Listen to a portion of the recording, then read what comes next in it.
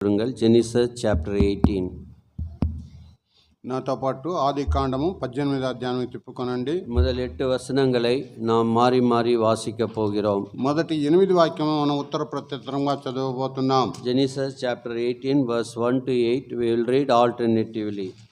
ఆది కాండము 18 మొదటి 8 వాక్యంలో ఉత్తర ప్రత్యుత్తరంగా చదువుకుందాం. பின்பு கர்த்தர் மம்ரேயின் சமபூமியிலே அவனுக்கு தரிசனமானார்.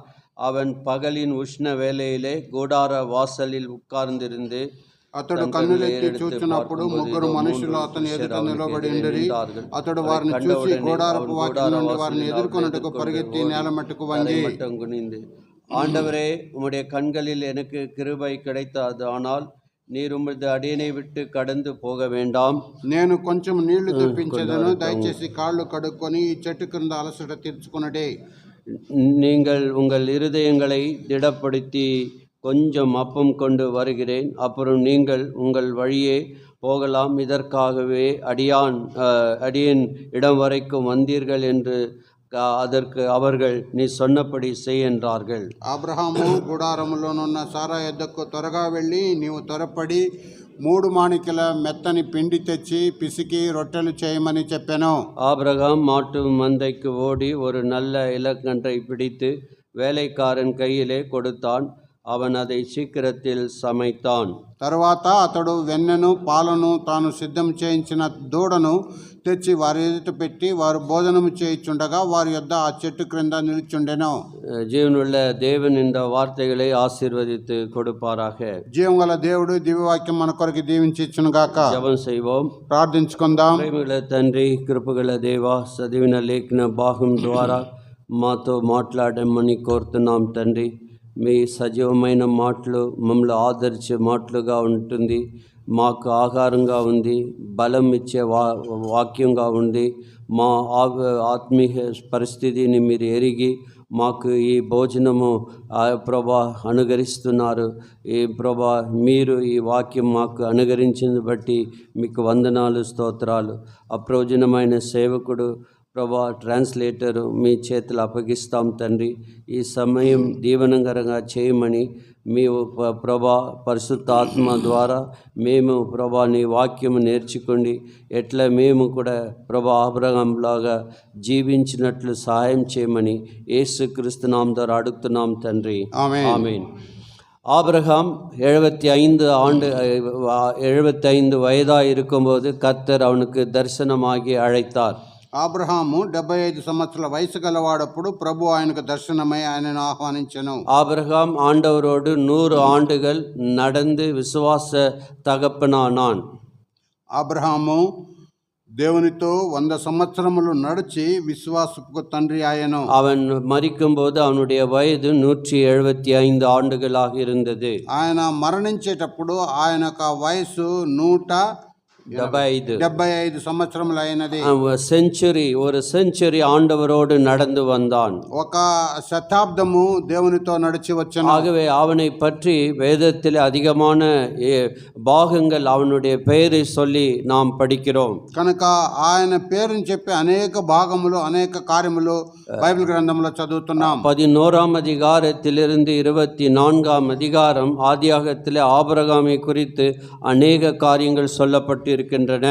ఆది కాండం 11 నుండి 21 అధ్యాయం వరకు 24 అధ్యాయం వరకు ஆபிரகாமின் గురించి అనేక కార్యములు చెప్పబడి ఉన్నది బైబిల్ గ్రంథంలో. ஆபிரகாம் எங்கு சென்றாலும் பலிபீடத்தை கட்டுவான், ஒரு கூடாரத்தை போடுவான். ఆబ్రహాం ఎక్కడికి వెళ్ళినా కూడా ఒక బలిపీఠం కట్టి ఒక గోడారం వేసుకున్నవాడు. அவன் தேவனை ஆராதிக்கிறவனாய் இருந்தான். ఆయన దేవుని ఆరాధించేవారై ఉన్నాడు. அவன் விக்கிரக ஆராதனை விட்டு மகிமை தேவன் காட்சி அளித்த பிறகு அவன் தேவனை ஆராதிக்கிறவனாய் இருந்தான். ఆయన విగ్రహారాధన విడిచి మహిమగల దేవుడు ఆయనకు దర్శనమైనప్పుడు మహిమగల దేవుని ఆరాధించేవాడై ఉన్నాడు. ஆபிரகாமுக்கு ஆண்டவர் ஒரு டைட்டில் கொடுத்திருக்கிறார், is a friend of God, தேவனுடைய சிநேகிதன் எண்ணப்பட்டான். అబ్రహాము ఆ దేవుడు ఆయనకు ఒక బిరుదు అనుగ్రహించినాడు, ఈయన దేవుని స్నేహితుడని. ஜனவரி 26 ஆகஸ்ட் 15 ராஷ்டிரபதி ஆர்மியில் வேலை செய்கிறவர்களுக்கு, போலீஸில் வேலை செய்கிறவர்களுக்கு, பிஎஸ்எஃப்ல வேலை செய்கிறவர்களுக்கு அவர்கள் செய்த ஊழியத்தின் பயனாக அவர்களுக்கு விருதுகளை கொடுவார்கள்.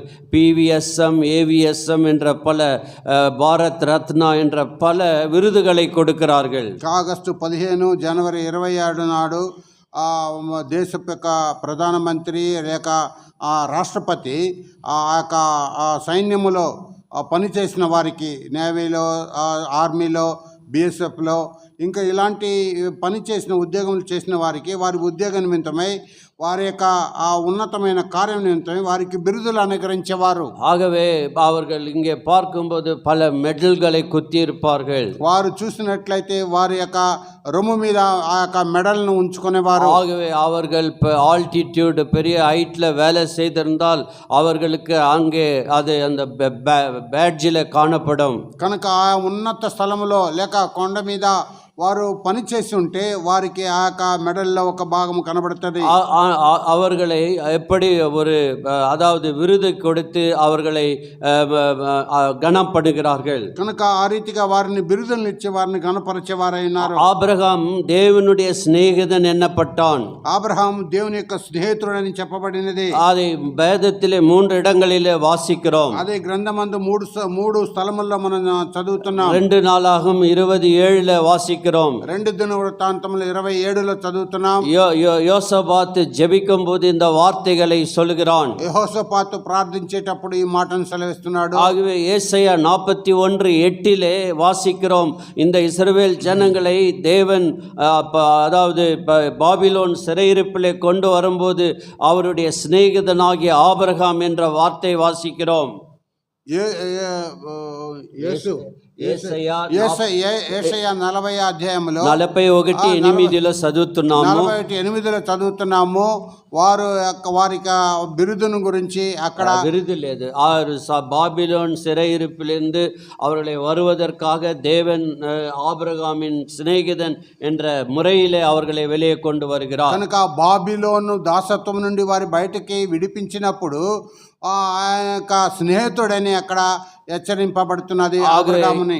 மூன்றாவதாக யாக்கோப்பு 2:23, James chapter 2 verse 23, Abraham was called the friend of God. యాకోబు 2:23లో కూడా ஆபிரகாமுను దేవుని స్నేహితుడుగా అక్కడ చెప్పబడి ఉన్నది. సో இது அவனுக்கு இந்த விருது, இந்த பேர் ஆண்டவருடைய சிநேகிதன், ஃப்ரெண்ட் ஆஃப் காட் என்ற ஒரு அருமையான பட்டத்தை தேவன் அவனுக்கு கொடுத்தார். కనుక ఈ బిరుదును, ఈ పేరును దేవుడు తానే దేవుని యొక్క స్నేహితుడని ఆయనకు పేరు పెట్టబడి ఉన్నది. யாரெல்லாம் ஆண்டவரை விசுவாசித்து அவருக்கு கீழ்ப்படுகிறார்களோ அவர்களும் தேவனுடைய சிநேகிதன் என்று அழைக்கப்படுகிறார்கள். ఎవరైతే దేవుని యొక్క మాటకు లోబడి ఆయన్ను విశ్వసించి ఆయన్ను ప్రేమిస్తున్నారో వారికి కూడా దేవుని స్నేహితుడని పిలువబడుచున్నారు. பாருங்கள், யோவான் 15ஆம் அதிகாரம், ஜான்ஸ் காஸ்பல் சாப்டர் 15. చూడండి, యోహాను సువార్త 15వ అధ్యాయము. அங்கே வாசிக்கிறோம் 13ஆம் வசனத்திலிருந்து அவருடைய வார்த்தையை, அதாவது அவருக்கு வார்த்தையை நேசித்து ஏற்றுக்கொண்டவர்கள் அவருடைய சிநேகிதர் என்று அழைக்கப்படுகிறார்கள். కనుక 13వ వాక్యమును చూసినట్లయితే ఆయన మాటను అంగీకరించి ఏర్పరచుకున్న వారికి వారి స్నేహితులని చెప్పబడుతున్నది. ஒருவன் தன் சிநேகிதருக்காக தன் ஜீவனை கொடுக்கிற அன்பிலும் அதிகமான அன்பு ஒருவனிடத்திலும் இல்லை. நான் உங்களுக்கு கற்பிக்கிற யாவையும் நீங்கள் செய்வீர்களானால் என் சிநேகிதர்களாய் இருப்பீர்கள். తన స్నేహితుని కొరకు తన ప్రాణం పెట్టువాని కంటే ఎక్కువైన ప్రేమ గలవాడు ఎవడు లేడు. నేను మీకు ఆజ్ఞాపించు వాటిని చేసిన ఎడల మీరు నా స్నేహితులైందురు. அங்கே 15 கடைசி பாகத்திலே நான் உங்களை சிநேகிதர் என்றேன், ஏனெனில் என் பிதாவினிடத்தில் நான் கேள்விப்பட்ட எல்லாவற்றையும் உங்களுக்கு அறிவித்தேன். గనుక ఇక మిమ్మను దాసులను పిలవక స్నేహితులను పిలుచుచున్నాను. ఎందుకనగా నేను నా తండ్రి వలన వెళ్ళిన సంగతులన్నిటినీ మీకు తెలియచేసితిని. ஆகவே அவர் நம்மை நேசித்து தம்முடைய பிராணனை கொடுத்ததினால் நாம் அவரில் அன்பு கூர்ந்து அவருடைய நண்பர்களாக நாம் இருக்கிறோம். కనుక మనము ప్రేమించి మనకు ఆయన ప్రాణం పెట్టిన దాన్ని బట్టి మనం ప్రేమించి ఆయనలో స్నేహితులుగా ఉంటున్నాం. நாம் அவருடைய ஐக்கியத்தில் இருந்தால் அவருடைய சித்தத்தின் பிரகாரம் நாம் நடக்க பிரயாசப்படுவோம். మనము ఆయన ఐక్యతలో జీవించినట్లయితే ఆయన చిత్త ప్రకారంగా మనము నడుచుటకు ప్రయాసపడగలము.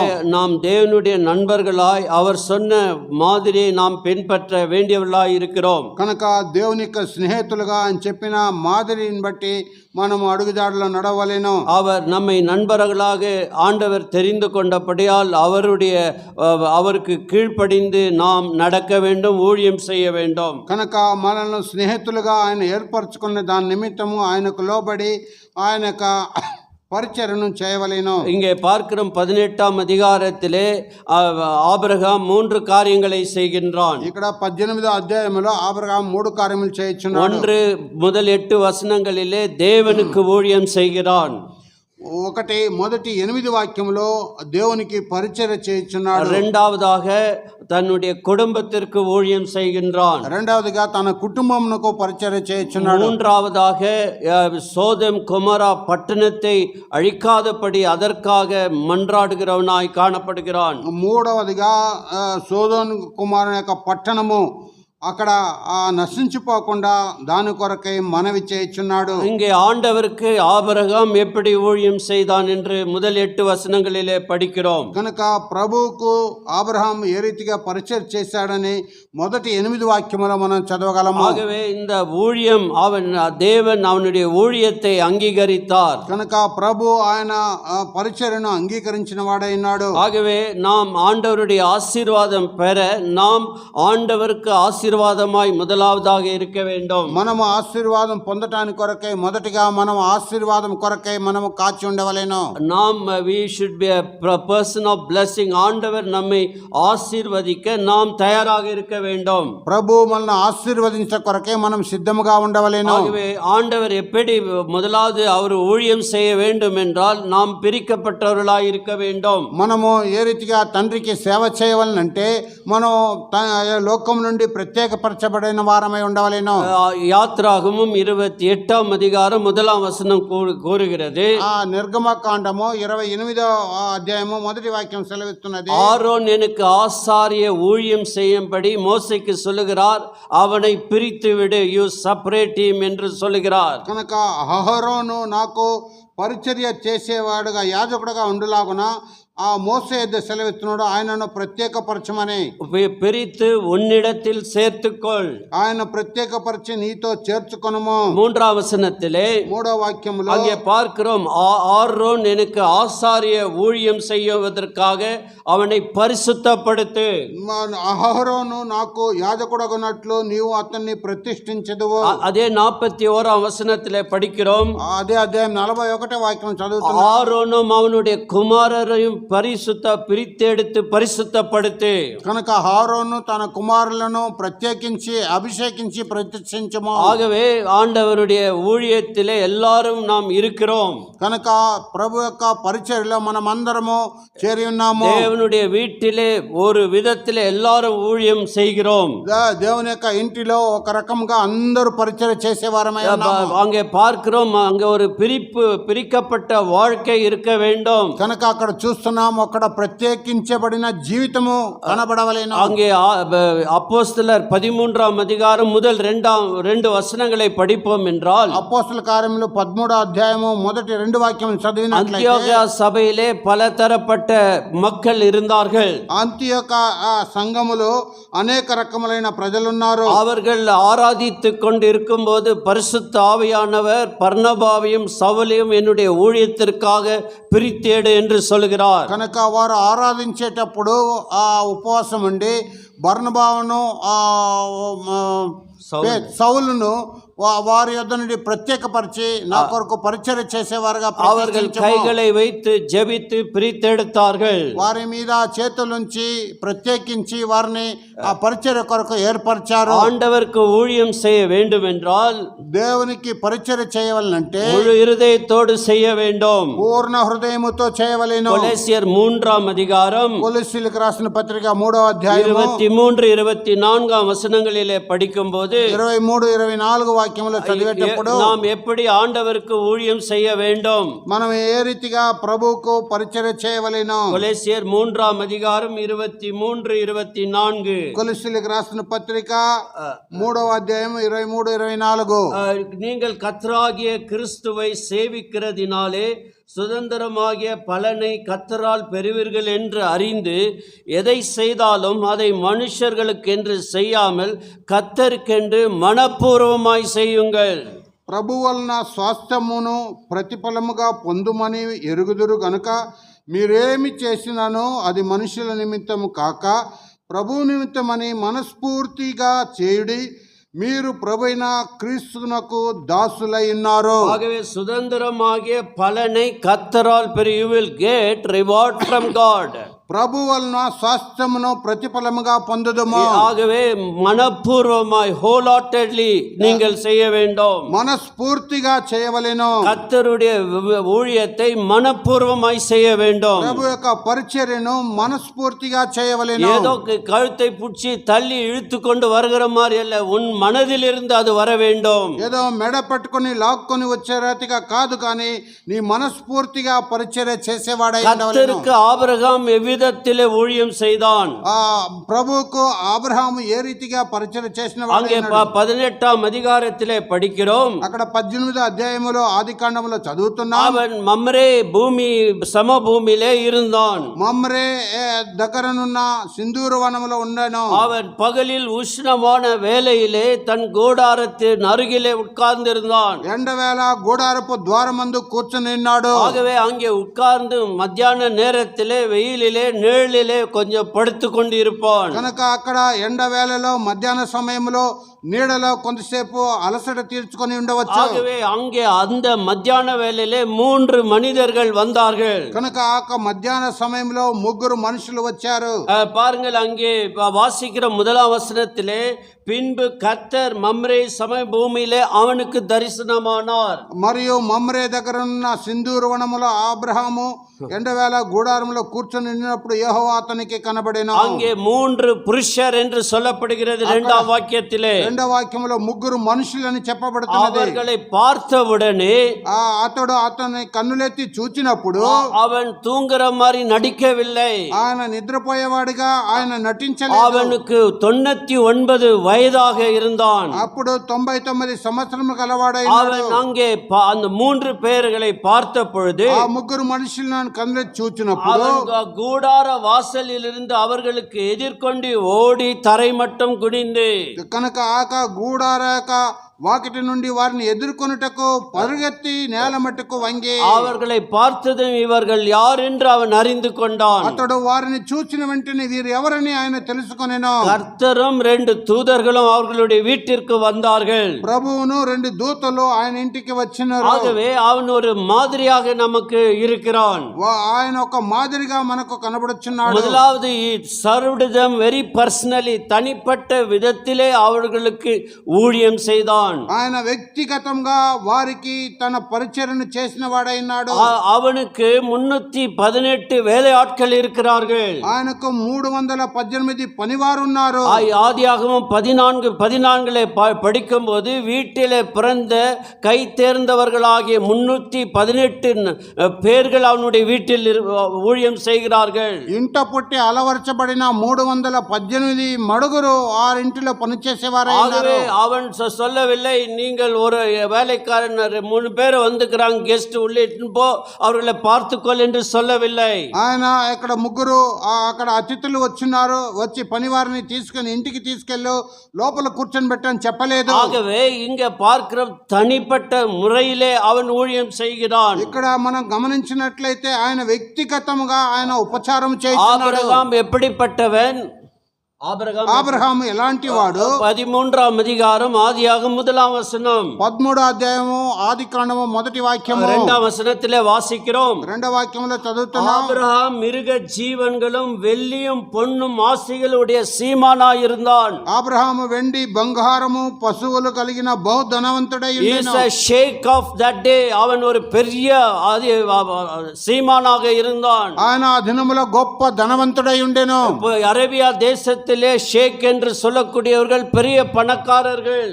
అరబియా దేశంలో వారు షేక్ అని చెప్పేవాడు వారు గొప్ప ధనవంతులు. அவர்களுக்கு ஒரு 10 மனைவிகள் இருப்பார்கள். వారికి 10 భార్యలు ఉంటారు. ஒரு 15 கார் இருக்கும். ఒక 15 కార్లు ஒரு ఉంటాయి. 40 ரூமுகள் இருக்கும். ఒక 40 వారికి గదులు ఉంటాయి. ஆகவே சீமானா இருந்தான். వారు అక్కడ ధనవంతుడై ఉన్నాడు. ஆகவே இங்க பார்க்கிறோம் ஆபிரகாம் அவன் எப்படி தேவனுக்கு பர்சனலாக தனிப்பட்ட முறையிலே ஊழியம் செய்தான். కనుక ఆబ్రహాము ఏ రీతిగా దేవునికి వ్యక్తిగతంగా ఉపచారం చేసెను. ஆக 3 பேரும் வந்த பொழுது ఆ ముగ్గురు వచ్చినప్పుడు ஆகவே உடனடியாக ஊழியம் செய்தான். వెంటనే వారికి ఉపచారం చేసెను. பாருங்கள் அங்கே வாசிக்கிறோம் 18వ அதிகாரம். అక్కడ 18వ అధ్యాయంలో చదువుతున్నాం. அங்கே பார்க்கிறோம் மத்தியான உஷ்ண வேளை கூடார வாசலில் உட்கார்ந்திருந்து అబ్రహాము ఎండవేళ గూడారపు ద్వారమందు కూర్చుని ఉన్నప్పుడు அவர்களை கண்ட உடனே when he saw them immediately అతడు కనులెత్తి చూచినప్పుడు ఆ ముగ్గురు మనుషులను அவன் கூடார வாசலில் அவர்களுக்கு எதிர்கொண்டு ஓடி தரை மட்டும் குனிந்து అతని ఎదుట నిలబడి వారికి గూడారపు వాకిటి నుండి వారిని ఎదుర్కొనుటకు పరిగెత్తి నేల మట్టుకు వంగి ஆபிரகாம் விசுவாசத்திலே வாழ்ந்து கொண்டு வந்தான். ఆబ్రహాము విశ్వాసములో జీవించిన వాడై ఉన్నాడు. விசுவாசம் ஆகவே அவன் விசுவாசத்தினாலே ஓடினான். విశ్వాసం ద్వారా పరిగెత్తిన వాడై ఉన్నాడు. எந்த தாமதம் செய்யவில்லை. ఎలాంటి తామదం చేయలేదు. So he ministered very immediately. ఆయన వెంటనే పరిచర్య చేసెను. ஆகவே நம்முடைய வாழ்க்கையில கூட தேவனுக்கு நாம் ஊழியம் செய்ய வேண்டும். కనుక మన జీవితములో ప్రభువుకు మనం పరిచర్య చేయవలెను. ஆகவே நாம் அவர் வரும்போது நாம் சேவை செய்து கொண்டிருளாய் காணப்பட வேண்டும். కనుక ఆయన వచ్చేటప్పుడు మనము ఆయన పరిచర్య చేసే వారంగా కనబడవలెను. அவன் வேகமாய் துரிதமாக ஊழியம் செய்தான். ఆయన వెంటనే ఆ తక్షణమే ఆయన పరిచర్య చేసిన వాడైనాడు. 18వ அதிகாரம் 2వ వచనం 12వ అధ్యాయము 2వ వాక్యము அவன் ఓడి என்ற வார்த்தை he ran and fall before them என்று வாசிக்கிறோம். தரை மட்டும் குனிந்து కనుక ఆయన పరుగెత్తి వారిని చూసి గూడారపు వాకి నుండి వారిని ఎదుర్కొని నేల మట్టుకు వంగి ஆகவே அவர் 99 வயதை உடையவன் எப்படி ஒரு சுறுசுறுப்பாக தேவனுக்கு ஊழியம் செய்கிறான். కనుక 99 సంవత్సరముల వయసు గలవాడు ఏ రీతిగా ఉత్సాహముతో పరిచర్య చేసేవాడై ஓடுகிறான். పరుగెత్తుచున్నాడు. தரை மட்டும் தாழ்த்தி குனிகிறான். తన నేల మట్టుకు తాను తగ్గించుకొని 6వ వచనం 6వ వాక్యము அப்போது ஆபிரகாம் தீவிரமாய் கூடாரத்தில் ஓடி ஆபிரகாம் கூடாரములోనున్న సారా ఎద్దుకు త్వరగా వెళ్ళి ஆகவே தீவிரமாய் போகிறான். త్వరగా వెళ్ళి ஆகவே எதற்காக இந்த 3 கெஸ்ட் ஆண்டவர் வந்திருக்கிறார் உடனே நீ செய்ய வேண்டியதை செய் என்று சொல்ல ஓடுகிறான். ఎందుకు త్వరగా వెళుచున్నాడంటే ఈ ముగ్గురు మనుషులు అతిథులు వచ్చిన్నారు వారికి నువ్వు చేయవలసిన కార్యము చేయమని సారా ఎద్దుకు 7వ వచనத்திலே வாசிக்கிறோம். 7వ వాక్యం చదువుతున్నాం. ஆபிரகாம் மாட்டு மந்தைக்கு ஓடி ఆబ్రహాం పశువుల మందకు పరిగెత్తి 99 ஆளு வயசு ஓடிட்டே இருக்கிறாரு. 99 సంవత్సరముల వయసు గలవాడు పరిగెత్తుతూనే அது ఉన్నాడు. எதை காண்பிக்கிறது? ஆண்டவருக்கு எவ்வளவு பிரதான ஸ்தானம் கொடுக்கிறார். అది దేన్ని చూపిస్తున్నది? ప్రభుకు ఎంత ప్రధాన స్థానమును ఇస్తున్నాడని. ஆபிரகாமுடைய எஸ்டேட் காம்பவுண்ட் எவ்வளவு பெருசா இருக்கும் என்று நாம் யூகித்து பார்க்க வேண்டும். ఆబ్రహాం యొక్క ఎస్టేట్ కాంపౌండ్ ఎంత పెద్దదిగా ఉంటది? 318 பேர் வேலைக்காரர்கள், 318 మంది పనివారు, அவர்களுக்கு குடும்பங்களுக்கு கோட்ரஸ் கட்டி கொடுத்து கூடாரம் இருந்திருக்கும். వారి కుటుంబంలో గూడారం వేయబడి ఉంటది. இங்க இந்த எண்டில் இருந்து அந்த எண்ட் எஸ்டேட் வரை ஓட வேண்டும். ఈ యొక్క కొన నుండి ఆ కొన వరకు ఎస్టేట్ లో పరిగెత్తవలెను. போய் ஆட்டு மந்தைக்கு ஓடி மாட்டு மந்தைக்கு ஓடி அவன் தீவிரமாய் ஓடுகிறான் என்று பார்க்கிறோம். కనుక గొర్రెల మందకు పశువుల మందకు త్వరగా పరిగెత్తుతున్నాడని చూస్తున్నాం. எல்லாவற்றையும் ஓடி ஓடி வேலை செய்து అన్నిట్లో పరిగెత్తి పనిచేసి 8ஆம் வசனத்திலே 8వ వాక్యములో அங்கே பார்க்கிறோம், கடைசி பாகத்திலே ఆఖరి భాగములో అక్కడ చూస్తున్నాం. அவர்கள் அருகே மரத்தடியிலே நின்று கொண்டிருந்தான், அவர்கள் புசித்தார்கள். వారి యొద్ద చెట్టు కింద నిలుచుండెను, వారు భోజనం చేయుచుండగా. நின்று கொண்டிருந்தான், இன்னும் என்ன சேவை செய்ய வேண்டும் என்று காத்து கொண்டிருந்தான். ఇంకా ఏమి పరిచయం చేయవాలని కనిపెట్టుకొని ఉన్నాడు. ஆகவே அவனுடைய வாழ்க்கையிலே அவன் மினிஸ்டர்ட் வெரி பர்சனலி, தனிப்பட்ட முறையிலே வேலை செய்கிறான். ఆయన వ్యక్తిగతంగా పరిచర్య ఉపచారం చేయుచున్నాడు. సర్వ్డ్ దెమ్ వెరీ ఇమిడియట్లీ, ఉడనడిயாக வேலை செய்கிறான். ఆయన త్వరగా వెళ్ళి వారికి ఉపచారం చేయుచున్నాడు. ஆகவே அங்கே பார்க்கிற மினிஸ்டர் வெரி ஸ்பீடிலி, அதாவது துரிதமாக வேலை செய்கிறான். కనుక వెంటనే ఆయన పరిచర్య త్వరగా చేస్తున్నాడు.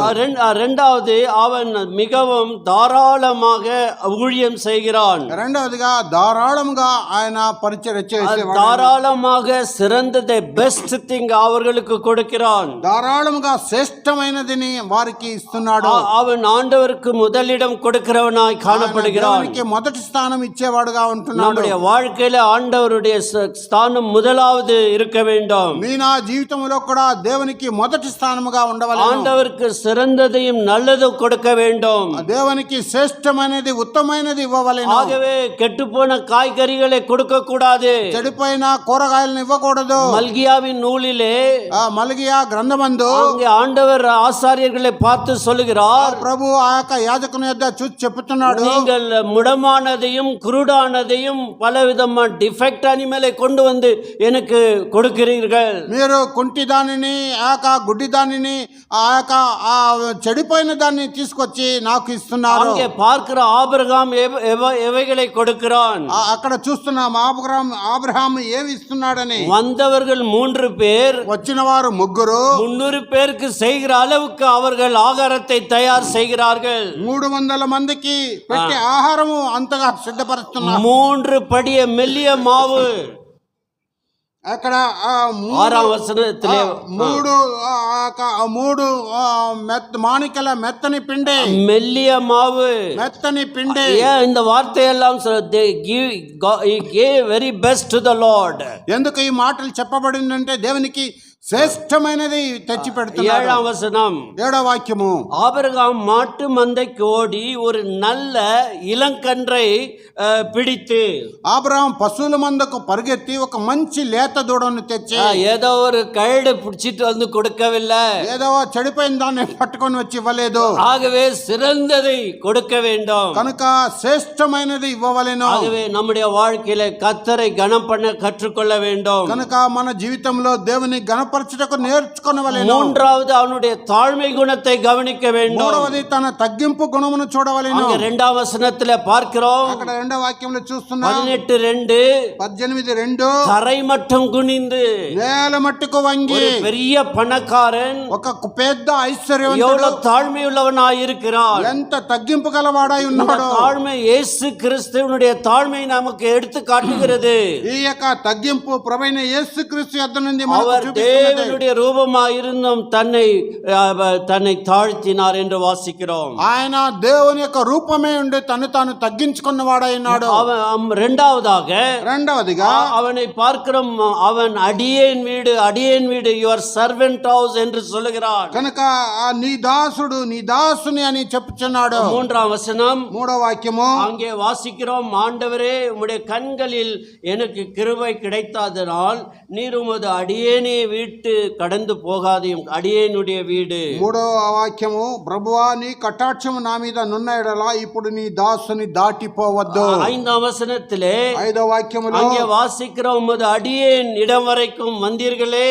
నీ దాసుని యొద్ద వరకు వచ్చి తీరని. ஆகவே அவன் தன்னை அடியேன் என்று சமர்ப்பித்துக் கொண்டான். తన్ను దాసునని తను తాను సమర్పించుకొనెను. கர்த்தர் தாழ்த்துகிறவர்களை உயர்த்துகிறார், ప్రభు తగ్గించుకున్న వారిని హెచ్చించుతున్నాడు. பெருமைக்காரர்களை தாழ்த்துகிறார். గర్వం గల వారిని తగ్గిస్తున్నాడు. நாம் பலத்த கைக்குள்ளே தாழ்மையுள்ளவர்களாய் இருக்க பழக வேண்டும். బలమైన బాహువుల క్రింద మనం తగ్గించుకున్న వారమే నేర్చుకునవలెను. அவன் என்ன சொல்லுகிறான் 5ஆம் வசனத்திலே? 5వ వాక్యంలో ఆయన ఏం సెలవిస్తున్నాడు? கொஞ்சம் அப்பம் கொண்டு வருகிறேன். కొంత ఆహారం తీసుకొస్తాను. அவன் செய்கிறது அநேக பேருக்கு வரக்கூடிய ஆகாரமா இருந்தாலும் அவன் சொல்லுகிற கொஞ்சம் அப்பம் கொண்டு வருகிறேன். కనుక ఆయన చేసేది అనేకులకు చేస్తున్నప్పటికీ కొంచెం ఆహారం తెచ్చేదని 8ஆம் వచనத்திலே he was standing and waiting for them. அவர் மரத்தின் அடியிலே அவர் நின்று கொண்டிருக்கிறதை பார்க்கிறோம். 8వ వాక్యములో ఆయన చెట్టు క్రింద నిలుచుండుట చూస్తున్నాం. அங்கே தன்னுடைய இளைப்பாறுதல் நேரத்தை விட்டு கொடுத்தான். కనుక ఆయన కనిపెట్టి ఆయన అలసట తీర్చుకునే సమయమును విడిచిపెట్టాను. தேவனுக்காக சேவை செய்கிறான். దేవుని కొరకు ఆయన పరిచర్య చేస్తున్నాడు. அதனுடைய பலன் என்ன?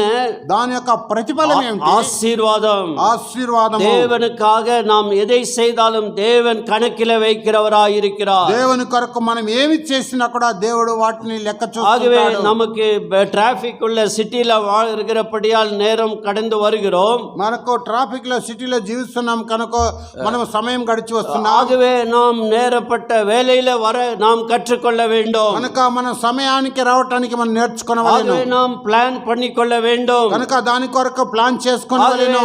தியாக வேண்டும்.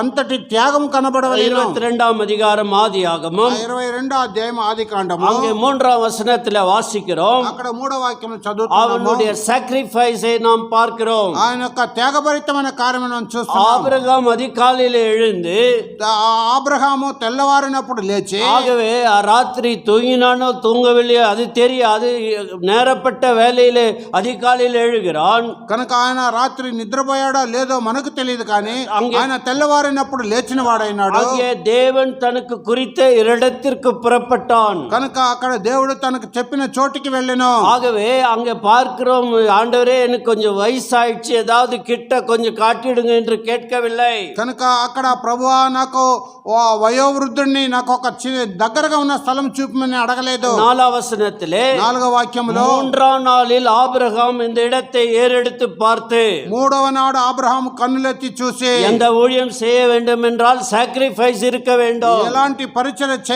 చేయవలనంటే మనకు త్యాగభరితమైన కార్యం, தியாகம் இல்லை என்றால் செய்ய முடியாது. అలాంటి త్యాగం లేనప్పుడు మనం చేయలేము. நான் நேரம் வந்தால் பார்த்து கொள்கிறேன் என்று சொல்வதற்கு இல்லை. మనం సమయం వస్తే చూసుకుంటామని చెప్పడానికి లేదు. நேரத்தை எடுக்க வேண்டும். సమయం తీసుకునవలెను. கர்த்தருக்கு முதன்மை இடம் கொடுக்க வேண்டும். దేవునికి ప్రథమ స్థానం ఇవ్వవలెను. நாம் மத்திய 6:33 என்ன வாசிக்கிறோம்? மத்தேயு 6:33 మనం ఏం చదువుతున్నాం? முதலாவது మొదటిగా தேவனுடைய ராஜ்யத்தையும் దేవుని రాజ్యమును அவருடைய நீதியும் ఆయన నీతిని தேடுங்கள், వెతకుడే, அப்போது இவைகள் எல்லாம் అప్పుడు ఇవన్నీ కూడా கொடுக்கப்படும். మీకు ఇవ్వబడును. முதலிடம் யாருக்கு? మొదటి స్థానం ఎవరికి? முதலிடம் யாருக்கு? జీవితంలో మొదటి స్థానం ఎవరికి? எதற்கு முதலிடம் கொடுக்கிறோம்? ఎందుకు దేవునికి మొదటి స్థానం ఇవ్వాలి? நம்மை ஆராய்ந்து பார்த்து கொள்ள வேண்டும். పరీక్షించి చూసుకొనవలెను. அவன் எல்லாரோடு இணைந்து சேவை செய்தான். మనం అందరితో కలిసి పరిచయం చేసిన వాడు. மூன்றாவது அவன் வாழ்க்கையில பார்க்கிற காரியம், మూడవదిగా ఆయన జీవితంలో చూస్తున్న కార్యము, சாராள் అங்கே உடனே மாவு பிசைந்து அருமையாக அப்பங்களை சுடுகிறாள். సారాలు వెంటనే ఆమె ఆ పిండి పిసికి ఆ రొట్టెను చేయించున్నది. அங்கே பார்க்கிறோம் 7ஆம் வசனத்திலே வேலைக்காரன் நல்ல இலக்கன்றை பிடித்து அடித்து சீக்கிரத்தில் சமைத்தான். కనుక అక్కడ పనివాడు మంచి పశువును పశువుల మందను మందలో ఉండి మంచి లేత దూడను తెచ్చి వాటిని సిద్ధపరిచి ఆయన వండిన వాడైనాడు. వసనத்திலே பார்க்கிறோம் 8వ వాక్యం చూస్తున్నాం. வெண்ணையும் பாலையும் சமீபித்த கன்றையும் எடுத்துக்கொண்டு அருகே மறுத்தாடி. ஆகவே பல ஊழியக்காரர்கள் இணைந்து செய்திருக்கிறார்கள். తర్వాత అతడు వెన్నను పాలను తాను సిద్ధపరిచి చేయించిన దూడను తెచ్చి వారి ఎదుటకు పెట్టి, ஆகவே நாம் ஒருவரோடு ஒருவர் கோஆபரேட்டிவாக இருக்க வேண்டும். కనుక ఒకరితో ఒకరు మనము సహకరించి జీవించాలి. జీవించవలెను. ஆகவே அதுதான் ஆண்டவர் நம்மிடத்தில் எதிர்பார்க்கிறார். అదే ప్రభు మన యొద్ద నుండి ఎదురు చూస్తున్నాడు. ஆவியானவர் இருக்கும் இடத்திலே ஆண்டவர் ஒற்றுமை கொடுக்கிறார். ఆత్మదేవుడు ఉన్న చోట దేవుడు మనకు ఐక్యతను ఇస్తున్నాడు. இந்த ஐக்கியத்திலே நாம் நிலைக்க வேண்டும். కనుక ఈ యొక్క ఐక్యతలో మనం నిలిచి ఉండవలెను. எல்லாரும் கோஆபரேட்டிவா இருக்கும்போது சிறந்த வழியிலே ஊழியங்கள் நடக்கும். అందరూ ఐక్యత కలిగి జీవించేటప్పుడు అక్కడ శ్రేష్టమైన పరిచర్య జరుగును. ஆகவே இங்க பார்க்கிற ஆபிரகாம் ஒரு தனிப்பட்ட முறையிலே ஊழியம் செய்தான். కనుక అబ్రహాం ఒక ప్రత్యేకంగా వ్యక్తిగతంగా పరిచర్య చేశాడు. உடனடியாக ஊழியம் செய்தான். వెంటనే త్వరగా పరిచర్య చేశాడు. ஓடி ஓடி ஊழியம் செய்தான். పరిగెత్తి ఆయన ఉపచారం చేశాడు. ஊழியத்திலே மற்றவர்களையும் ஈடுபடுத்தினான். ఆ పరిచర్యలో ఇంకొకరిని కూడా పాలు ஆகவே நாம் இந்த விதமாக தேவனுக்கு ஊழியம் செய்ய வேண்டும். కనుక మనం కూడా ఈ విధముగా దేవునికి పరిచర్య చేయాలి. ஆபிரகாம் கற்றுக் கொடுக்கிற நான்காவது பாடம், అబ్రహాం నేర్పిస్తున్న 4వ పాఠము హాస్పిటాలిటీ. நாம் అన్యரை எப்படி உபசரிக்க வேண்டும், మనము అన్యులను ఏ రీతిగా ఉపసరించవలనన్నది எபிரேயர் 13:2 வாசிக்கிறோம். ఎబ్రేయర్ రాసిన పత్రిక 13:2 చదువుతున్నాము. అన్యரை ఉపసరిக்க మறవాதீர்கள்.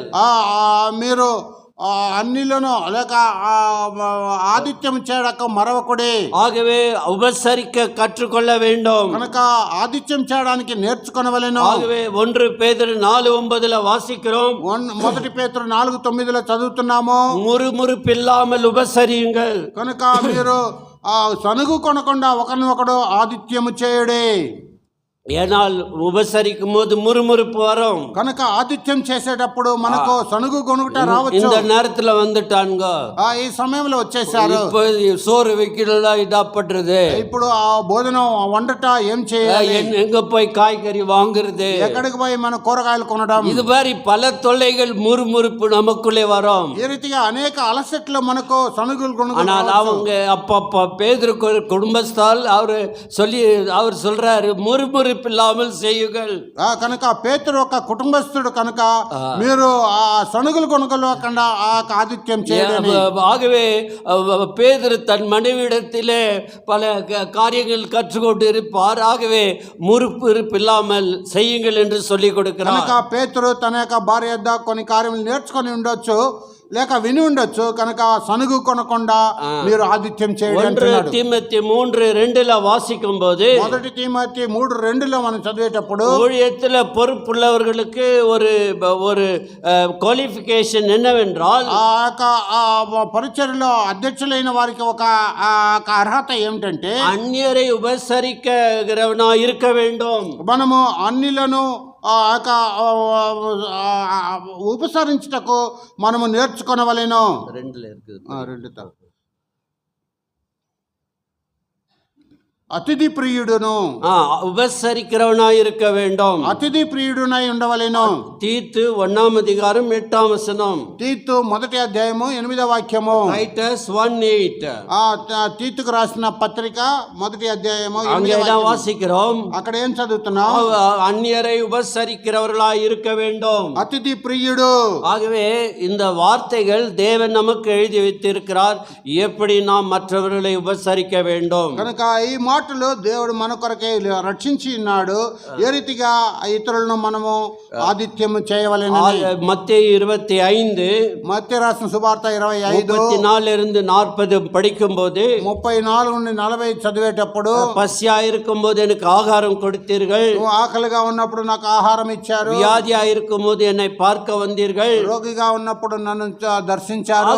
ஆண்டவர் நாம் மற்றவர்களுக்கு செய்கிறதை கணக்கில் வைக்கிறார். కనుక ప్రభు మనం ఇతరులకు చేసే ఉపచారమును లెక్కలో ఉంచుకుంటున్నాడు. సత్యத்தை போதிக்கிறவர்களை உபசரிக்க வேண்டும் என்று 3 யோவானிலே எழுதுகிறார். కనుక 3 యోహాను రాసిన పత్రిక 3వ పత్రికలో రాయిచున్నాడు, పరిచయం చేసేవారిని ఉపచారం చేయవలెనని. அங்கே ஊழியர்கள் வரும்போது அவர்களை எப்படி பராமரிக்க வேண்டும் என்று சொல்லுகிறார். కనుక అక్కడ పరిచారకులు వచ్చేటప్పుడు వారిని ఏ రీతిగా ఉపచారం చేయవాలని నేర్పిస్తున్నాడు. அங்கே 3 யோவான் 8 வாசிக்கிறேன்.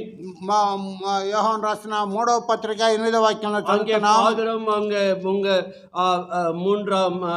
8 ஆகையால் நாம் சத்தியத்திற்கு உடன் வேலையாட்களாய் இருக்கும்படி அப்படிப்பட்டவர்களை சேர்த்து கொள்ள கடனாளிகளாய் இருக்கிறோம். మనము సత్యమునకు సహాయకులు మౌనట్టు అట్టి వారికి ఉపచారం చేయ బద్దులమై ఉన్నాము. ஆகவே நாம் கடனாளிகளாய் இருக்கிறோம். మనము బద్దులమై ఉన్నాము. உபசரிக்க நாம் கற்றுக்கொள்ள வேண்டும். ఉపకారం చేయుటకు నేర్చుకొనవలెను. ஆபிரகாம் வாழ்க்கையிலே ఆండవரோடு அவன் நடந்தான். కనుక అబ్రహాము యొక్క జీవితంలో దేవునితో ఆయన నడిచిన ஆண்டவருக்கு அவனுக்கு ஒரு நெருங்கிய உறவு இருந்தது. కనుక ప్రభువుకు ఆయనకు ఒక దగ్గర స్నేహం ఉన్నది. ஆகவே 25 ஆண்டுகள் காத்திருக்க வேண்டிய காரியத்துக்காக ஆண்டவர் வந்து அவன் வீட்டிலே ஆசீர்வாதத்தை சொல்லுகிறார். కనుక 25 సంవత్సరములు కనిపెట్టుండటకై ప్రభు ఆయనకు ఒక ఆశీర్వాదం చెప్పుచున్నాడు.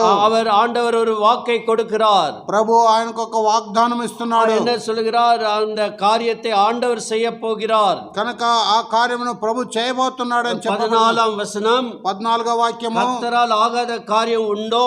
உற்பவ கால திட்டத்தில் உன்னிடத்திற்கு திரும்ப வருவேன், அப்பொழுது சாராளுக்கு ஒரு குமாரன் இருப்பார் என்றார். యెహోవాకు అసాధ్యమైనది ఏదైనా ఉన్నదా?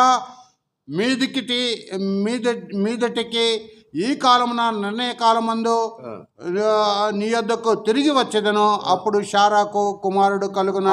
உற்பத்தி கால திட்டத்திலே ஒரு சாராளுக்கு ஒரு குழந்தை வரும் என்ற ஆசீர்வாదம் கிடைத்தது. ఆ కాల నిర్ణయ కాలమందు சாராக்கு ఒక ఆశీర్వాదం కలుగునని చెప్పబడినది. இந்த சத்தியங்கள் எல்லாம் எதற்காக எழுதப்பட்டிருக்கிறது? సత్యమంతా ఎందుకొరకై వ్రాయబడి ఉన్నది? இதனுடைய ప్రాక్టికల్ అప్లికేషన్ என்ன? నడముறைக்கு எப்படி இருக்க வேண்டும்? ఇది వ్యక్తిగతంగా మన జీవితంలో ఎలా అనుసరించుకోవలెను? దయచేసి యాకోబిన్ పుస్తకం, దయచేసి యాకోబు పత్రిక 1వ அதிகாரம் 1వ అధ్యాయము 19వ వచనం 19వ వాక్యము. அவர்கள் அங்கே யாக்கோபு சொல்லுகிறார், అక్కడ యాకోబు సెలవిస్తున్నాడు, வசனத்தை கேட்பதற்கு தீவிரமாயிருங்கள், ఆ వాక్యము వినుటకు వేగరపడిడి. ஆகவே அங்கே ஆபிரகாம் வாழ்க்கையில ஒரு துரிதத்தை பார்க்கிறோம். அவன் வேகமாக ஓடுகிறது, செய்கிற காரியங்கள் எல்லாம் பார்த்தோம். కనుక అబ్రహాం జీవితంలో ఒక వేగరపడతా మనం చూస్తున్నాము. ஆகவே நாம் இங்கே கேட்பதற்கு தீவிரமாயிருக்க வேண்டும். కనుక ఇక్కడ వినుటకు వేగరపడే వారమై ఉండవలెను. பிரசங்கின் புத்தகம் ప్రసంగి గ్రంథము 5వ அதிகாரம் 5వ అధ్యాయము 1వ వచనం, ఆ మొదటి వాక్యము, நீ தேவாலயத்திற்கு போகும்போது உன் நடையை காத்துக்கொள், மூடர் பலியிடுவதை பார்க்கிலும் செவி கொடுத்து சேர்வதே நலம், தங்கள் செய்கிற தீமை என்று அறியாதிருக்கிறார்கள். నీవు దేవుని మందిరమునకు పోనప్పుడు నీ ప్రవర్తన జాగ్రత్తగా చూసుకొనుము. బుద్ధిహీనులు అర్పించినట్లుగా బలి అర్పించట కంటే సమీపించి ఆలకించుట శ్రేష్టము. செவி கொடுக்க சேர்வதே நலம். செவி கொடுக்க என்றால் கேட்பதற்கு நீ ஆசையாக இருக்க வேண்டும். సమీపించి ఆలకించుట శ్రేష్టము. ஆகவே நம்முடைய வாழ்க்கையில ஆண்டவருடைய வசனத்தை கேட்டு நாம் சீர் பொருந்தும்படி ஆண்டவர் நமக்கு இந்த வசனங்களை கொடுக்கிறார். కనుక దేవుని వాక్యమును విని మనము శ్రేష్ఠులు మగులట్లుగా దేవుడి వాక్యమును అనుగ్రహించినాడు. ஆகவே நாம் துரிதமாக அவருடைய தூதுவர்களாக நாம் இருக்கிறோம். కనుక వెంటనే మనము దూతలుగా మనము చేయబడి ఉన్నాము. ஆகவே அங்க பார்க்கிறோம், மத்தேயு கவனிக்கிறோம் 28వ அதிகாரம், మత్తయి రాసిన శుభవార్త 28వ అధ్యాయము 7వ వచనం 7వ వాక్యము. அங்கே பார்க்கிறோம், உயிர்த்தெழுந்த காலையிலே என்ன நடக்கிறது என்று பார்க்கிறோம். పునరుద్ధరణైన ఉదయకాలం ఏమి జరుగుతుందని చూస్తున్నాం. பாருங்கள் 7వ వచனத்திலே చూడండి 7వ వాక్యములో, சீக்கிரமாய் போய் அவர் மரித்தோரில் எழுந்தார் என்று அவருடைய சீஷர்களுக்கு சொல்லுங்கள். త్వరగా వెళ్ళి ఆయన మృతుల్లో నుండి లేచిన్నాడని ఆయన శిష్యులకు తెలియచేయుడి. இந்த செய்தி அவசரமானது, அவர்களுக்கு போய் சொல்லுங்கள். ఈ సంగతి చాలా అవసరమైనది, వారికి వెళ్ళి చెప్పుడి. ஆகவே லூக்கா 4వ அதிகாரம், కనుక లూకా 4వ అధ్యాయము 14వ அதிகாరం 21వ వచనం, 14వ అధ్యాయం 21వ వాక్యము. లూకా రాసిన శుభవార్త 14:21. லூக்கா 14:21. లూకా శుభవార్త 14:21.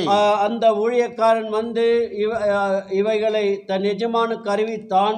அப்போது வீட்டெஜமான் கோபமடைந்து தன் ஊழியக்காரரை நோக்கி, நீ பட்டணத்திலும் தெருக்களிலும் வீதிகளிலும் சீக்கிரமாய் போய் ஏழைகளையும் ஊனரையும் சப்பானிகளையும் குருடரையும் இங்கு கூட்டிக் கொண்டு வா என்றான். అప్పుడు ఆ దాసుడు తిరిగి వచ్చి ఈ మాటలు తన యజమానికి తెలియచేయగా, ఆ ఇంటి యజమానుడు కోపపడి, నీవు త్వరగా పట్టణపు వీధుల్లోనికి సందుల్లోనికి వెళ్ళి బీదలను, అంగహీనులను, కుంటివారిని, గుడ్డివారిని ఇక్కడికి తోడుకొని రమ్మని ఆ దాసునితో చెప్పాను. ஆகவே அழைக்கப்பட்டவர்கள் யாரும் வரவில்லை. కనుక ఆహ్వానించబడిన వారు ఎవరు రాలేదు. ஒரு சாக்கு சொல்றான். ఆయన వారు ఒక సాకులు போற చెప్తున్నారు. சீக்கிரம் போய் அங்க எல்லா தெருக்களில எல்லா விதமான மக்களை அவருடைய வீட்டுக்கு கூட்டி கொண்டு வா. త్వరగా పట్టణపు వీధుల్లో సందుల్లోకి వెళ్ళి ఆ యొక్క ప్రజలందరినీ నా ఇంటికి తోడుకొని ஆகவே రమ్మంటున్నాడు. ஆயத்த பண்ணப்பட்டு அழைக்கப்பட்டவர்கள் வரவில்லை. కనుక సిద్ధపరచబడి వారు పిలువబడిన వారు రాలేదు. ஆகவே நாமை ஆண்டவர் ஒரு ஊழியத்திலே வைத்திருக்கிறார். ప్రభు మనల్ని ఒక పరిచర్యలో ఉంచి இந்த ஊழியத்தை கனமாக செய்ய வேண்டும். ఈ పరిచర్యను మనం ఘనముగా చేయవలెను. ஊழியத்திற்கு ஒரு சீல் அனல் இருக்க வேண்டும். ఆ యొక్క పరిచర్యకు ఒక వేడిమి కనబడవలెను. பாருங்கள், பவுல் சொல்லும்போது పౌలు చెప్పేటప్పుడు ரோமர் 12ஆம் அதிகாரம் రోమీయులకు రాసిన పత్రిక 12వ అధ్యాయము. ஆகவே நாம் இந்த அனல் இருந்தால் தான் எல்லா கூட்டங்களிலும் கலந்து கொள்ள முடியும். కనుక మనకి వేడిమి ఏక ఉష్ణం ఉంటేనే అన్ని కూటములో కలుసుకున్నాం. இல்லை என்றால் ஏதோ வரும் சண்டே ஒரு வந்து அப்படி கேட்டு விட்டு போய் விடுவோம். ఆ యొక్క ఉష్ణము ఆ యొక్క వేడిమి లేకపోతే ఏదో ఒక ఆదివారం వచ్చి అలా విని వెళ్ళిపోతాం. பாருங்கள், 11ஆம் வசனத்துல வாசிக்கிறோம். అక్కడ 11వ వాక్యంలో చదువుతున్నాం. அசதியாயிராமல் ஜாக்கிரதையாயிருங்கள். ఆసక్తి విషయంలో మాంద్యులు కాక ఆత్మయందు తీవ్ర గలవారై ప్రభువును సేవించుడి. ஆவிலே அனலாயிருங்கள், கர்த்தருக்கு ஊழியம் செய்யுங்கள். ఆత్మయందు తీవ్రత గలవారై ప్రభువును సేవించుడి. தேவனுடைய வசனம் படிக்க வேண்டும். దేవుని యొక్క వాక్యం చదవవలెను. தேவ వசனத்தை தியானிக்க வேண்டும். దేవుని వాక్యమును ధ్యానించవలెను. ஜெபிக்க வேண்டும். ప్రార్థించవలెను. ஜெப கூட்டங்களிலே கலந்து கொள்ள வேண்டும். ఆ యొక్క కూటముల్లో మనం పాలు పొందవలెను. நாம் கலந்தே கொள்ளலனா என்ன அடல் இருக்கும்? కనుక మనము పాలు పొందకపోతే ఎలాంటి తీవ్రత ஏன் இந்த ஐக்கியத்திலே நம்மை ஆண்டவர் வைத்திருக்கிறார்? ఎందుకు ఈ ఐక్యతలో ప్రభు మనల్ని ఉంచాడు? ஒருவருக்கொருவர் அனல் மூட்டுவதற்காக வைத்திருக்கிறார். ఒకరిని ఒకరు తీవ్రత కలిగి జీవించట కొరకే వెచ్చి ஆவியிலே அனலா இருங்கள். ఆత్మయందు తీవ్రత గలవారై ఉండుడి. அனலா இருக்கிறது ரொம்ப அவசியம். ఆ యొక్క తీవ్రత గలవారై ఉండుట చాలా అవసరం. நம்முடைய வாழ்க்கையில குளிர், அதாவது அனல் இல்லை, குளிர எல்லாம் காய்ந்து போய் இருக்கிறது. మన యొక్క జీవితంలో ఆ తీవ్రత లేదు, అన్ని ఎండిపోయి ఉన్నది. இந்த ஆபிரகாமை போல ஆவியிலே அனலா இருக்க வேண்டும். కనుక అబ్రహాము వలె మన ఆత్మలో తీవ్రత గలవారమై ఉండవలెను. ஆగే 1 కొరింథీయర్ కనుక మొదటి కొరింథీయులకు రాసిన 14ఆం అధికారం 14వ అధ్యాయము 12వ వచనం. 12వ వాక్యము. 1 కొరింథీయర్ మొదటి కొరింథీయులకు రాసిన పత్రిక 14:12. 14:12. அங்கே வாசிக்கிற 14ஆம் அதிகாரம் 12ஆம் வசனத்தை வாசிக்கிறேன். 14వ అధ్యాయము 12వ వాక్యం நீங்கள் చదువుతున్నారు. ஆவிக்குரிய வரங்களை நாடுகிறவரானபடியால் சபைக்கு பக்தி விருத்தி உண்டாக்கத்தக்க அவைகளிலே தேரும்படி நாடுங்கள். మా కొరింథీయులకు రాసిన మొదటి పత్రిక 14:12 అండి. మీరు ఆత్మ సంబంధమైన వరములన విషయమై ఆసక్తి గలవారు కనుక సంఘమునకు క్షేమాభివృద్ధి కలుగ నిమిత్తము అవి మీకు విస్తరించినట్లు ప్రయత్నము చేయుడే. சபையானது கட்டப்பட பக்தி விருத்தி அடைய நீங்கள் பயன்படப்பட வேண்டும். కనుక సంఘము ఆత్మాభివృద్ధి చెందుట కొరకై కట్టబట్టడానికి మీరు ప్రయత్నం చేయవలెను. గలాత్యర్ 4ఆం అధికారం గలతీయులకు రాసిన పత్రిక 4వ అధ్యాయము 18వ వచనం. 18వ వాక్యము. గలాత్యర్ 4:18. 18:4-18. గలతీయులకు 4:18. గలాత్యర్ 4 நல்ல விஷயத்தில வைராக்கியம் பாராட்டுவது நல்லது தான். அது நான் உங்களிடத்தில் இருக்கும்போது மாத்திரமல்ல, எப்போதும் பாராட்ட வேண்டும். నేను మీ వద్ద ఉన్నప్పుడు మాత్రమే కాక ఎల్లప్పుడూ మంచి విషయంలో ఆసక్తిగా నుండుట యుక్తమే. ஆகவே நல்ல விஷயத்திலே ஆசக்தியாய் இருக்க வேண்டும். మంచి విషయంలో ఆసక్తి గలవారమే ఉండవలెను. நம்முடைய வாழ்க்கையில இந்த ஆபிரகாம் எப்படி தேவனுக்கு சேவை செய்தான்? కనుక ఆయన జీవితంలో అబ్రహాము దేవునికి ఏ రీతిగా పరిచర్య చేశాడు. பிரியமானவர்களே, நாம் வாழ்கிற காலகட்டத்தை புரிந்து கொண்டு வாழ வேண்டியவர்களாய் இருக்கிறோம். మనం జీవించే కాలమును గ్రహించి మనం జీవించే వారంగా இந்த காலம் கொடியதாக போய்கொண்டு இருக்கிறபடியால் ஜாக்கிரதையாக நாம் ஊழியம் செய்ய வேண்டும். ఈ కాలము చెడ్డదిగా ఉన్నది కారణాన మనము కాలమును ఎరిగి మనము జాగ్రత్తగా పరిచర్య చేయాలి. ஆபிரகாம் நண்பன், அவன் ஆண்டவரை அறிந்தவன், ஆண்டவரோடு நடந்தவன். நமக்கு அவன் சொல்லிக் கொடுக்கிற பாடங்கள் முக்கியமானவைகளாய் இருக்கிறது. అబ్రహాం దేవునికి స్నేహితుడు. ఆయన నడిచిన కార్యము, ఆయన జీవితంలో జరిగిన కార్యములు, ఆయన చూపిన ప్రయత్నములు అన్నీ కూడా మనకు నేర్పించినవి మన జీవితమునకు చాలా ప్రాముఖ్యంగా ఉంటుంది. வாழ்க்கையானது அதிலே நாம் கர்த்தரை கனப்படுத்த வேண்டுமாய் இருக்கிறது. మన జీవితంలో మనం ప్రభువుని గణపరిచే వారంగా நாம் ఉండాలి. முதலிடம் தேவனுக்கு கொடுக்க வேண்டியதாய் இருக்கிறது. మా మొదటి స్థానం దేవునికి ఇవ్వవలసిన వారమే ఉంటున్నాం. அவருடைய அன்பை சிலுவையிலே காண்பித்த சின்னங்கள் இங்கே இருக்கிறது. కనుక ఆయన ప్రేమలో సిలువలో చూపిన ఆ చిహ్నములు ఆ గుర్తు ఈ బల్ల మీద ఉన్నది. என்னை நினைவு கூறும்படி இதை செய்யுங்கள் என்றார். నన్ను జ్ఞాపకం చేసుకుంటే దీన్ని చేయడానికి ஒரு సెలవిచ్చును. நிமிஷம் நம்மை தாழ்த்தி ஆண்டவருக்கு ஒப்பு கொடுப்போம். 5 నిమిషాలు మనము మనల్ని తగ్గించుకొని దేవునికి ஆண்டவரே, అప్పగించుకుందాం. நான் எப்படி உம்முடைய வீட்டிற்கு வருவதிலே எவ்வளவு சோம்பல் தனத்தை காட்டுகிறேன். ప్రభువా మీ ఇంటికి వచ్చేట్లో ఎంత నిర్లక్ష్యం చూపిస్తున్నాను. ஆண்டவரே, சில நேரத்திலே வராமல் கூட நான் போகிறேன். కొన్ని సమయంలో నేను రాకుండా కూడా పోతున్నాను. சின்ன சின்ன காரியங்களுக்காக நான் சபையை விட்டு நின்று விடுகிறேன். చిన్న చిన్న కార్యముల కొరకే నేను సహవాసంను వదిలి నిలబడిపోతున్నాను. எனக்குள்ள ஒரு பிரயாசம், அங்கே 99 வயது உள்ள நபர் எப்படி ஓடி ஓடி ஊழியம் செய்தது போல நான் ஆண்டவரை நேசித்து அவருக்கு ஊழியம் செய்ய கிருபை தாரும். కనుక అబ్రహాము 99 సంవత్సరం వయసు గలవాడపు ఆయన ఏ రీతిగా పరిగెత్తి త్వరగా ఆయన దేవునికి పరిచర్య ఉపచారం చేసినో ఆ రీతిగా చేయటకు మనం ప్రయత్నిద్దాం. நம்மை தாழ்த்தி ஒப்பு கொடுக்கும்போது ஆண்டவர் அந்த ஆவியினுடைய அனலை உருவாக்கி ஊழியம் செய்வதிலே ஊழியம் செய்வதிலே ஒரு ஈடுபாடு கொள்ள தேவன் நமக்கு உதவி செய்யும். కనుక పరిచర్య చేయటంలో మనం పాలు పొందట్లో ప్రభు ఆత్మ జీవితంలో మనం త్వరితముగా ఆ వేడిమి గలగా మనం దేవుడు మనకు సహాయం చేయను గాక. நமக்கு கொடுக்கப்பட்ட ஊழியங்களிலே பொறுப்பாக நடந்து கொள்ள கர்த்தர் உதவி செய்வாராக. మనకు ఇవ్వబడిన ఆ యొక్క పరిచర్యలో బాధ్యతగా నడుచుకుంటకు ప్రభు మనకు సహాయం చేయను గాక. இந்த வசனங்களை ஆசீர்వதி. ప్రభు ఈ దివ్యవాక్యం దీవించును గాక.